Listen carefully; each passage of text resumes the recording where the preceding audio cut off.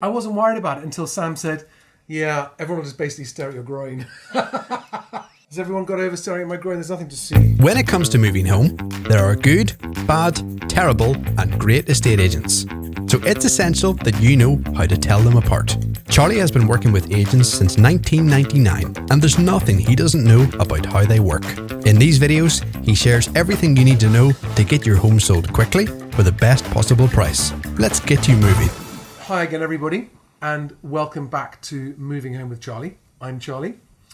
And today we are talking about the 4 golden rules when choosing your estate agent. This is important because it is the single most important decision you will make in your entire home moving process. Literally, the choice of agent is where things start to go really well or start to go really badly. And if you get the choice of agent right, everything else should be plain sailing. So if you're looking to sell your house very quickly and for a great price, nothing will affect that more than your choice of agent. So without further ado, I want to keep this up to under 4 minutes. So let's start that timer again on the screen, a 4-minute countdown starting now.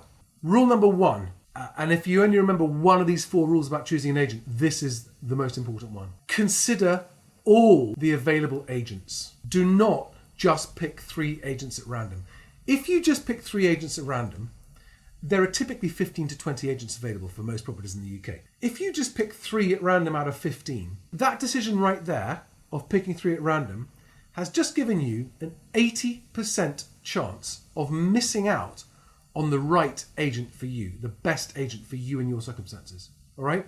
So the biggest mistake when choosing an agent anyone can make is picking 3 at random. And when I say at random, I'm including looking at Google reviews, thinking who's got the most boards in your town, remembering someone that someone recommended one day. Those are random recommendations. They do not count as an informed choice. They might be better than nothing, but it is still random. And a random choice is bad. You must consider every available agent. So that's golden rule number 1. Consider all the agents. Don't pick 3 at random. And if you're thinking to yourself, okay, fine, but how do I pick 3 if it's not at random? That's easier said than done. You're absolutely right.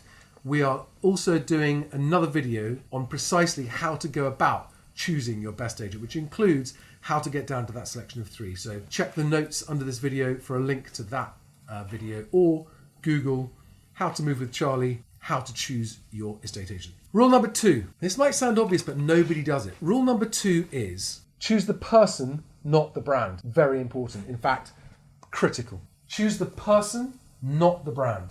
Always choose the human being and base your choice of agent on the human beings that you meet from those agencies. Never consider corporate marketing, advertising, sales brochures. These are all perhaps nice to haves and things that will help contribute to your final decision, but your choice of agent should never be based on the fact that you think such and such a brand has a great reputation.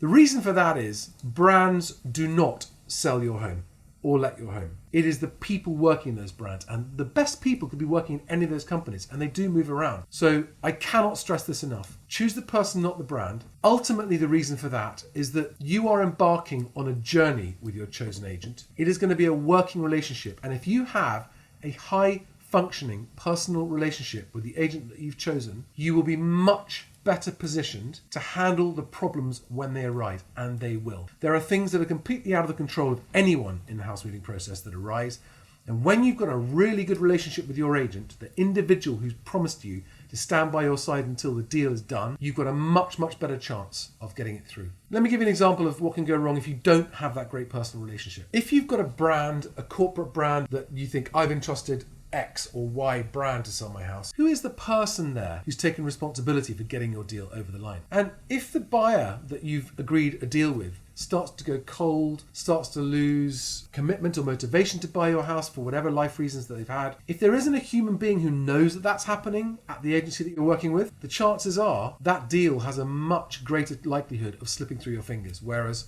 a close working personal relationship with your agent, and they will know, they'll have a gut feel about that buyer and they'll talk to you about it.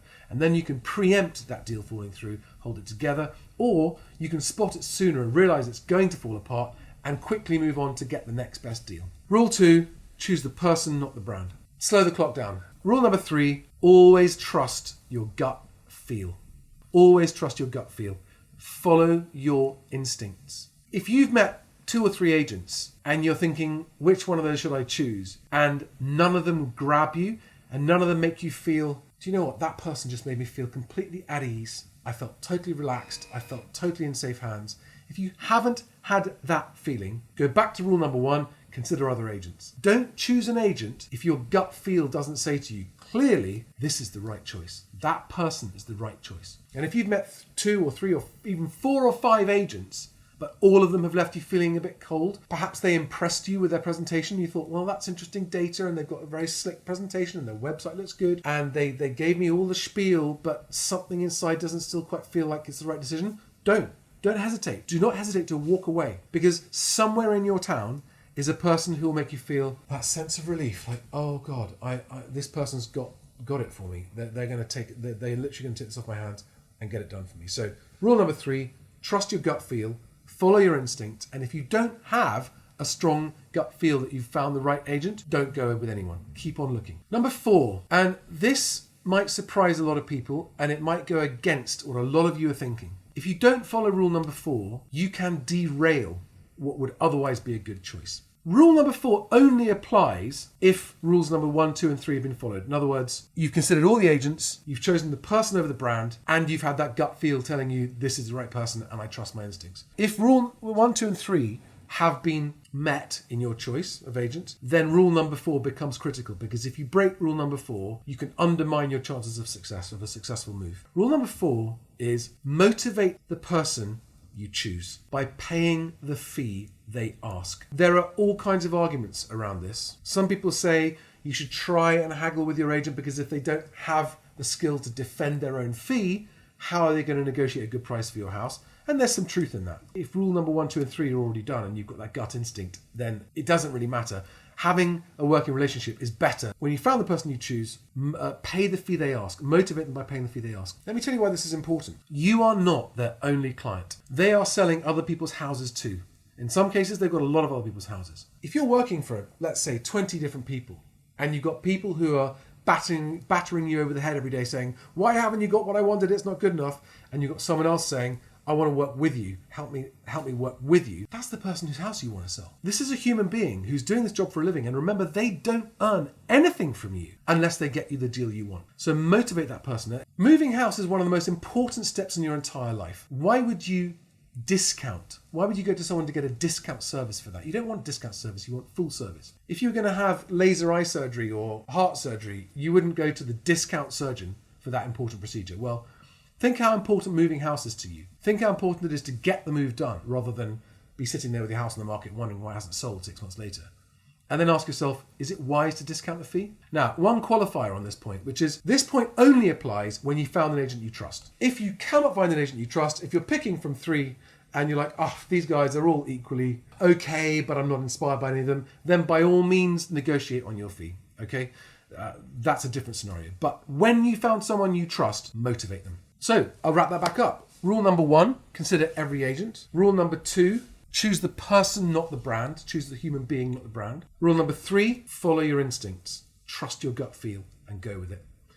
And rule number 4, having considered every agent, chosen the person, not the brand, gone with your gut feel, rule number 4 says, motivate that person that you choose and pay the fee they ask. Love to know your thoughts, your feedbacks, your comments and your questions.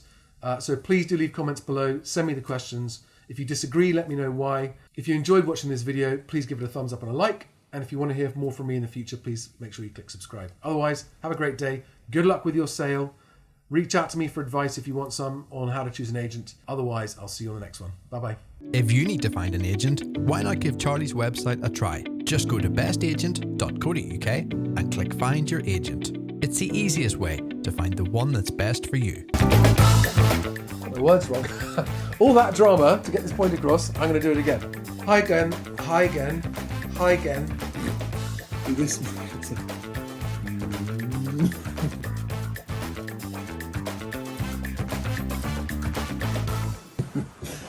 Have fun on camera, they said.